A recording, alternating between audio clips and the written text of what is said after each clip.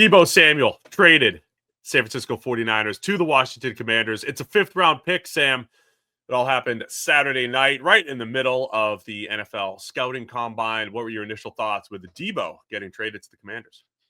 Yeah, I think it's a move that makes a lot of sense for both sides, to be honest. I mean, obviously, the 49ers were looking to offload Deebo to move on from him and maybe not just him, start shipping some of the big contracts that they have. And Washington is in that great situation now, right? Where they hit on the young quarterback a year ago. They've got the young quarterback on the rookie deal, and they think they're good right now based off the success last season or even into the playoffs. It's tough to disagree. So they can spend. They have the spending move. They already had a ton of cap space. They're going to have a ton of cap space because of Jaden Daniels' contract. And it's only going to cost them a 5th-round draft pick because you have to pick up, $20 million-ish of Deebo contract to make it happen. But you're getting a good player from Washington's point of view, and from the 49ers point of view, you're getting rid of a big salary that you didn't really want right now. Yeah, I love the move for Washington. I want to talk in a minute about how this stuff happens. I think it's tough for fans sometimes to see, especially just like sports fans generally, right? Like Luka was just traded.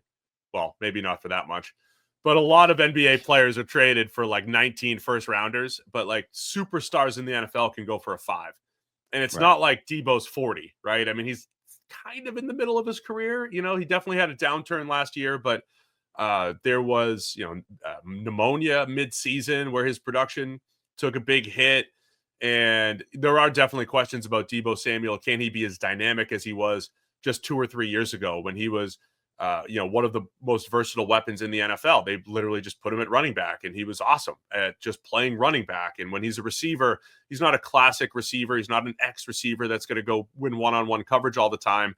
But as a screen threat, after the catch, he's always outstanding, and he's a good enough route runner, right? So are there questions about can he beat that guy still? Sure, there are.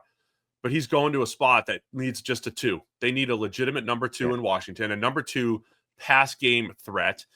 They were losing a lot of depth at receiver anyway, so it's kind of Terry McLaurin and a bunch of, what's next at receiver. So Deebo Samuel being the 2 there, and then you add the flexibility that they do have there. I don't know if they want to tap into Deebo working out of the backfield, even if they don't at the same level that San Francisco did, where they put him at pure running back, sometimes for 10, 15 carries a game, just a couple times a game with the Jaden Daniels run threat.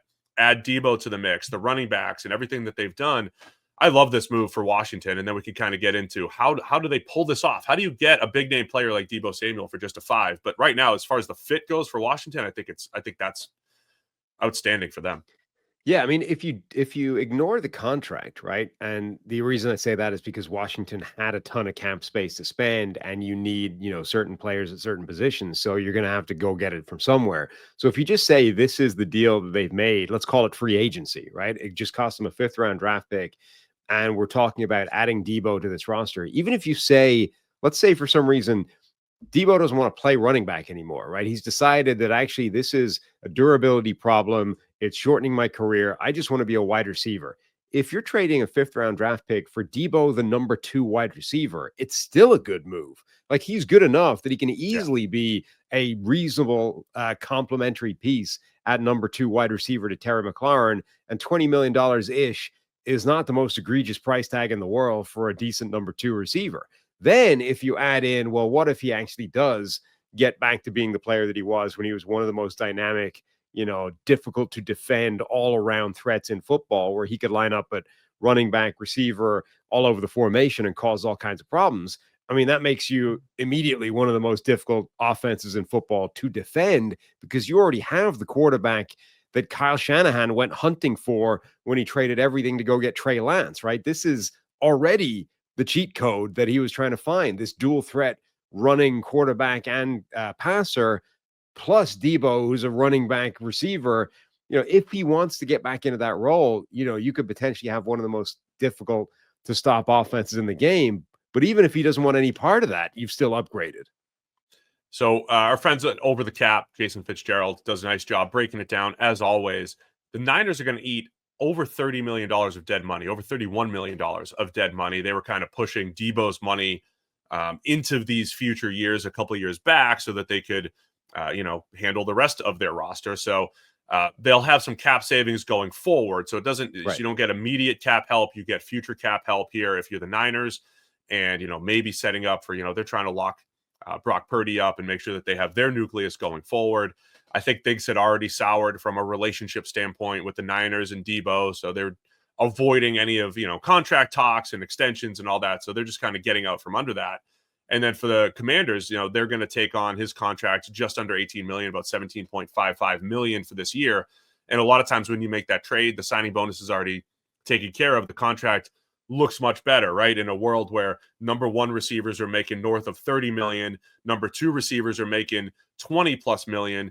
If Deebo's your two, and for 1 year now, 17.55 million, it's a pretty good, nice 1 year deal for Deebo. And that's why it's a fifth round pick, right?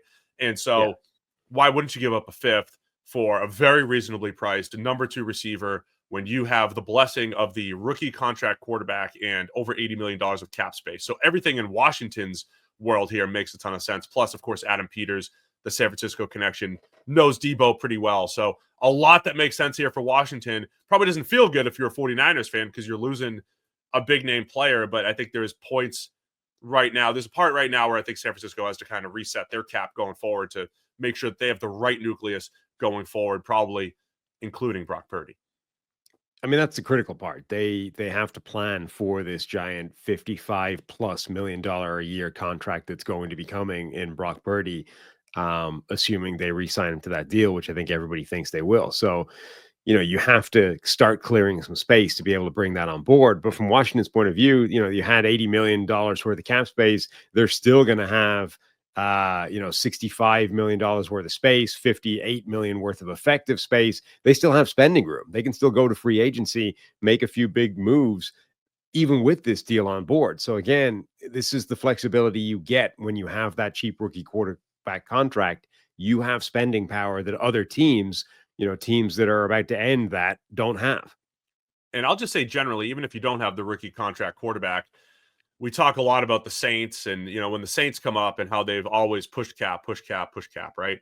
And people will say, well, the salary cap's fake, because every year teams are able to maneuver things to get under the cap.